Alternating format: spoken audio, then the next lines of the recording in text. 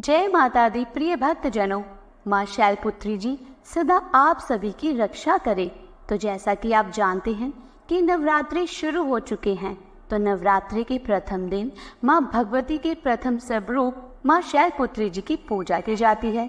आज की इस वीडियो में आप सुनेंगे माँ शैलपुत्री की संपूर्ण कथा, इसलिए कथा को पूरा जरूर सुनें और माता रानी का आशीर्वाद प्राप्त करें। और साथ ही वीडियो के अंत में वीडियो को लाइक करके कमेंट बॉक्स में जरूर बताइएगा कि आपको ये कथा कैसी लगी। हिमालय की पुत्री होने के कारण ही इन्हें शैलपुत्री कहा जाता है। माँ शैलपुत्री जी का स्वरूप बहुत ही शांत और सरल है। माँ शैलपुत्री जी के एक हाथ में त्रिशूल और दूसरे हाथ में कमल का पुष्प शोभायमान है। नंदी बैल पर सवार माँ शैलपुत्री को वृषारूढ़ा और उमा के नाम से भी जाना जाता है।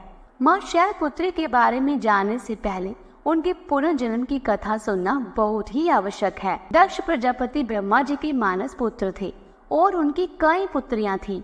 सभी पुत्रियां गुणवती थीं, लेकिन दक्ष प्रजापति के मन में संतोष नहीं था। वह चाहते थे कि उनके घर में एक ऐसी पुत्री का जन्म हो जो सर्वगुण संपन्न शक्ति हो, सर्व विजयी हो। तब प्रजापति दक्ष एक ऐसे ही पुत्री की कामना के लिए कठिन तप करने लगे। तप करते करते बहुत दिन बीत गए। तब भगवती आद्या ने प्रकट होकर कहा, हे राजन, मैं तुम्हारे तप से प्रसन्न हूँ।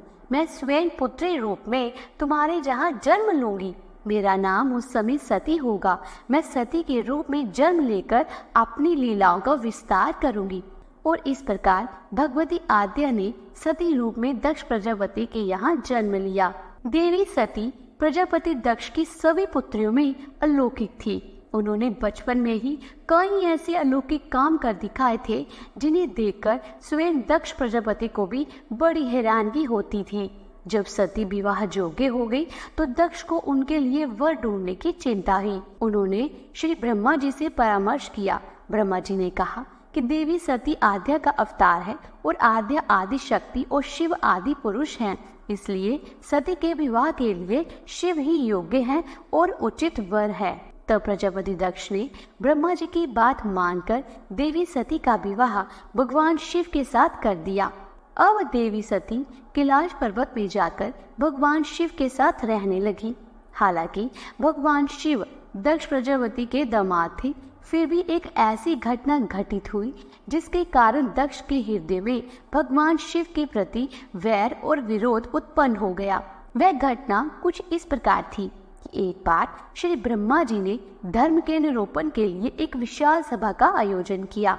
सभी बड़े बड़े देवी देवता सभा में इकट्ठे हुए।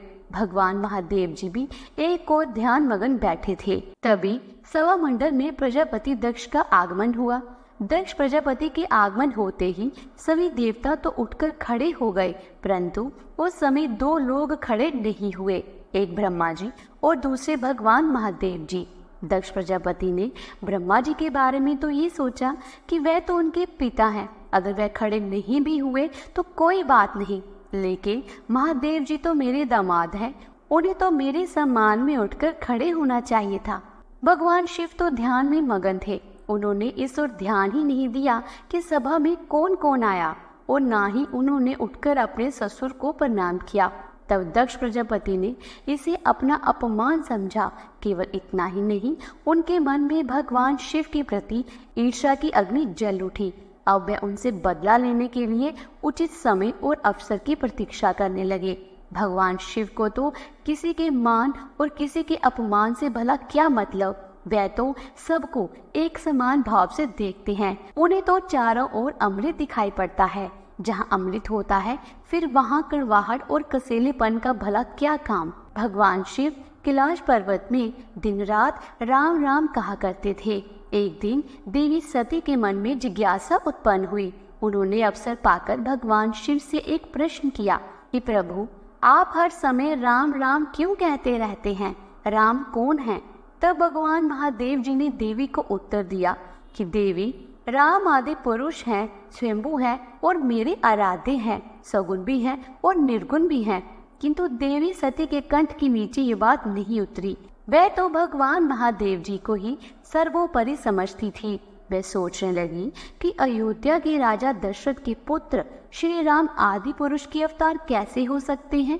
वह तो स्वयं आजकल अपनी पति सीता जी के वियोग में दंडक वन में उन्मत्तों की तरह विचरण कर रहे हैं, वृक्ष और लताओं से उनका पता पूछते फिर रहे हैं। फिर अगर वह आदि पुरुष के अवतार होते तो क्या इस प्रकार से वह आचरण करते? क्या वह बड़ी ही आसानी से सीता जी का पता नहीं लगा लेते, उन्हें पा नहीं लेती? अब देवी सती के मन में श्री राम की परीक्षा लेने का विचार उत्पन्न हुआ। अब देवी स्वयं सीता जी का रूप धारण करके दंडक वन में जा पहुंची और श्री राम जी के सामने प्रकट हो गई। भगवान श्री राम जी ने सती को देवी सीता के रूप में देखा तो कहने लगे, माते, आप अकेली यहाँ वन में कहाँ घूम रही हैं? भोलेनाथ जी कहाँ हैं? भोलेनाथ जी तो नजर नहीं आ रही। भगवान श्री राम के ऐसा पूछने पर अब तो देवी सती से कोई भी उत्तर देते नहीं बना।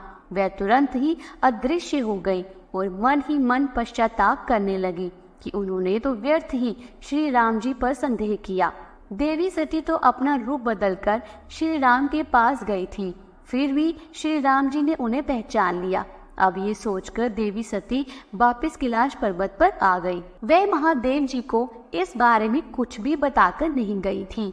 जब भगवान शिव ने उन्हें कैलाश पर्वत पर वापस आते देखा तो कहने लगे, सती, आपने सीता जी के रूप में श्री राम की परीक्षा लेकर बिल्कुल भी अच्छा नहीं किया। सीता जी मेरी आराध्य हैं, अब तुम मेरी अर्धांगिनी कैसे रह सकती हो?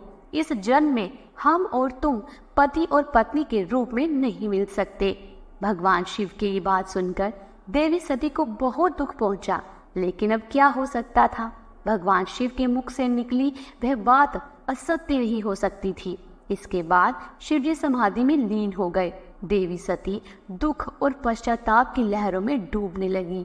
उन्हीं दिनों देवी सती के पिता कनखल में बहुत बड़ा यज्ञ कर रहे थे। उन्होंने उस यज्ञ में सभी देवताओं और मुनियों को आमंत्रित किया था, किंतु महादेव जी को निमंत्रण नहीं भेजा, क्योंकि उनके मन में महादेव जी के प्रति ईर्ष्या जो भरी थी। कैलाश पर्वत पर जब देवी सती को ये पता चला कि उनके पिता बहुत बड़ा यज्ञ कर रहे हैं, तो उनका मन भी यज्ञ में शामिल होने के लिए मचल उठा। उसी समय आकाश मार्ग से कई विमान उनके पिता के यहाँ होने वाले यज्ञ में जाते हुए दिखाई पड़े। देवी सीता ने उन विमानों को देखकर महादेव जी से पूछा कि प्रभु, ये सभी विमान किसके हैं और कहाँ जा रहे हैं? तब महादेव जी ने उन्हें बताया कि आपके पिता ने एक यज्ञ का आयोजन किया है। देवता और दिव्यांगनाएं इन विमानों में बैठकर उसी यज्ञ में सम्मिलित होने के लिए जा रहे हैं। तब देवी सती ने प्रश्न किया कि प्रभु, क्या मेरे पिता ने आपको यज्ञ में शामिल होने के लिए निमंत्रण नहीं भेजा? भगवान शिव ने उत्तर दिया कि आपके पिता मुझसे वैर रखते हैं, फिर भला वे मुझे क्यों बुलाने लगे? देवी सती मन ही मन सोचने लगी और फिर बोली, हे नाथ, यज्ञ के अवसर पर मेरी बहनें भी वहां पर आई होंगी। उनसे मिले मुझे बहुत दिन हो गए हैं। अगर आपकी आज्ञा हो तो मैं भी अपने पिता के घर जाना चाहती हूँ। यज्ञ में शामिल हो जाऊंगी और अपनी बहनों से भी मिलने का सुअवसर मिल जाएगा। भगवान शिव ने देवी सती को समझाया कि देवी, इस समय वहां जाना ठीक नहीं होगा। आपके पिता मुझसे बैर भाव रखते हैं। हो सकता है वे आपका भी अपमान करें और फिर बिना बुलाए किसी के घर जाना ठीक नहीं होगा। किंतु देवी सती अपने मायके जाने के लिए हट करती रही, बार बार एक ही बात को दोहराती रही और उनकी इच्छा देखकर फिर भगवान शिव ने उन्हें जाने की आज्ञा दे दी। उनके साथ ही अपना एक गण भी भेज दिया जिसका नाम था वीरभद्र। देवी सती वीरभद्र के साथ अपने पिता के घर गई, परंतु वहां पर किसी ने भी उनसे प्रेम पूर्वक व्यवहार नहीं किया। दक्ष ने भी उन्हें देखकर कहा कि तुम यहाँ पर क्या मेरा अपमान करने आई हो? अपनी बहनों को तो देखो, वे किस तरह तरह तरह के सुंदर अलंकारों और वस्त्र आभूषणों से सुसज्जित हैं। तुम्हारे शरीर पर तो केवल बागंबर है। तुम्हारा पति शमशानवासी है, वो तुम्हें बागंबर छोड़कर भला और पहना भी क्या सकता है? दक्ष के ऐसा कहने से देवी सती के मन में पश्चाताप का सागर उमड़ पड़ा। अब वह पश्चाताप करके अपने मन में सोचने लगी कि उन्होंने यहाँ आकर बिल्कुल अच्छा नहीं किया। भगवान तो ठीक ही कह रहे थे कि बिना बुलाए पिता के घर भी नहीं जाना चाहिए। अब हो भी क्या सकता था? अब तो मैं आ गई हूँ।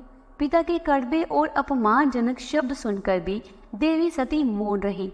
फिर वह उस यज्ञ मंडप में गई। यहाँ सभी देवता और ऋषि मुनि बैठे हुए थे और यज्ञ कुंड में धू धू करती हुई अग्नि जल रही थी और उस अग्नि में आहुतियां डाली जा रही थी। देवी सती ने यज्ञ मंडप में सभी देवताओं के तो भाग देखे, किंतु भगवान शिव का भाग नहीं देखा।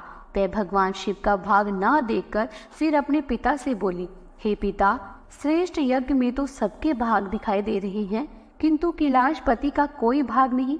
आपने उनका भाग क्यों नहीं दिया? प्रजापति दक्ष ने बड़े गर्व से उन्हें बताया, पुत्री, मैं तुम्हारे पति को देवता नहीं समझता। अरे वो तो भूतों का स्वामी, अर्धनग्न रहने वाला और हड्डियों की माला धारण करने वाला है। वो देवताओं की पंक्ति में बैठने योग्य नहीं है। भला उसे कौन भाग देगा? ये सुनते ही देवी सती के नेत्र क्रोध से लाल हो गए, उनकी बोहें टेढ़ी हो गई और उनका मुखमंडल प्रलय के सूर्य की तरह दमक उठा। उन्होंने पीड़ा और अपमान से तिल मिलाते हुए कहा, ओहो, मैं इन शब्दों को कैसे सुन रही हूँ? मुझे धिक्कार है। देवताओं, तुम्हें भी धिक्कार है। तुम भी उन कैलाशपति के लिए इन शब्दों को भला कैसे सुन सकते हो, जो मंगल के प्रतीक हैं और जो क्षण मात्र में संपूर्ण सृष्टि को नष्ट करने की शक्ति रखती है। वे मेरे स्वामी हैं। जो नारी अपने पति के लिए अपमानजनक शब्दों को सुनती है, उसे नरक में जाना पड़ता है। पृथ्वी सुनो, आकाश सुनो और देवताओं तुम भी सुनो। मेरे पिता ने मेरे स्वामी का अपमान किया है। मैं अब एक क्षण भी जीवित नहीं रहना चाहती। देवी सती अपने इन वचनों को समाप्त करते ही देखते यज्ञ के कुंड में कूद पड़ी। जलती हुई आहुतियों के साथ उनका शरीर भी जलने लगा। यज्ञ मंडप में खलबली हो गई, हाहाकार मच गया। देवता उठकर खड़े हो गए। वीरभद्र ये सब देखकर क्रोध से कांप उठे और वे उछल कर यज्ञ का विध्वंस करने लगे। यज्ञ मंडप में भगदड़ मच गई। देवता और ऋषि मुनि भाग खड़े हुए।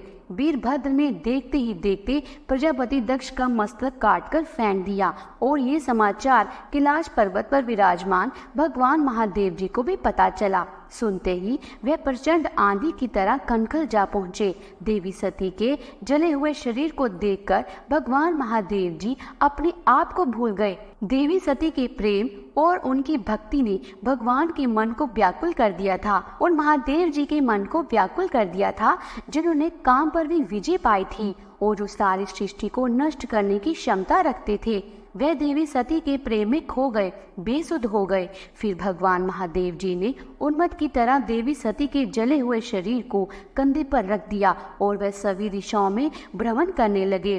भगवान शिव और देवी सती के इस अलौकिक प्रेम को देखकर पृथ्वी रुक गई, हवा रुक गई, जल का प्रवाह ठहर गया, जहाँ तक कि देवतागण भी अपनी अपनी सांसें थाम कर इस भयानक और दारुण दृश्य को देखने लगे। सृष्टि व्याकुल हो गई। सृष्टि के सभी प्राणी त्राहिमाम करने लगे। भयानक संकट उपस्थित देखकर सृष्टि के पालक भगवान श्री हरि आगे बढ़े। वह भगवान शिव की बेसुधी में अपने चक्र से देवी सती के एक एक अंग को काट काट कर गिराने लगे। धरती पर 51 जगहों पर देवी सती के अंग कट कट कर गिर गए। देवी सती के जब सारे अंग कटकर गिर गए तब भगवान शिव पुनः अपने आप में आए। जब वह अपने आप में आए तो पुनः सृष्टि के सारे कार्य चलने लगे। धरती पर जिन 51 स्थानों पर देवी शक्ति के अंग कट कट कर गिरे थे, वही स्थान आदि शक्ति पीठ के नाम से जाने जाते हैं। आज भी इन स्थानों में देवी सती का पूजन होता है,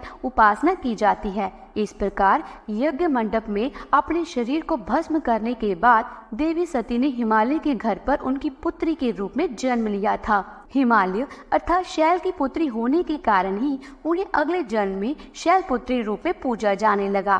प्रिय भक्तजनों, ये थी शैलपुत्री माँ की कथा, अर्थात नवरात्रि के पहले दिन की कथा। मैं उम्मीद करती हूँ कि आपको ये मेरी कथा अच्छी लगी होगी। तो वीडियो को लाइक करें, शेयर करें और साथ ही ऐसी और धार्मिक वीडियोस को देखने के लिए हमारे चैनल को सब्सक्राइब करके बेल आइकन के बटन को प्रेस कीजिएगा। जल्दी मिलती हूँ अगली नई धार्मिक वीडियो के साथ। तब तक के लिए जय माता दी।